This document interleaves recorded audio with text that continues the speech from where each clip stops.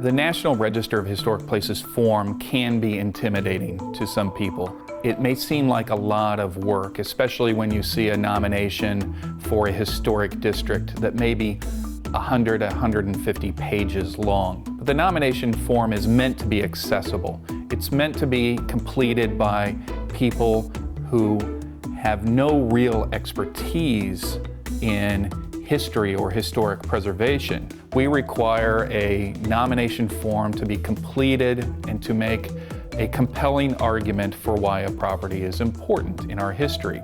The National Register form tells us where a property is, what the historic property is called. It gives us some data categories. How many resources are located within the boundaries of this property? What were the historic and current functions of the property? What bibliography have you used? What sources have you used to identify and prepare a historic context? It tells us what the exact geographic area that is being nominated is and justifies why that boundary is chosen. But the meat of a nomination consists of two long narrative sections. Section 7, which is the physical description of the property. This is where you describe the characteristics of the property as it is now and as it was historically. Section 8 is the narrative statement of significance. This is where you are making your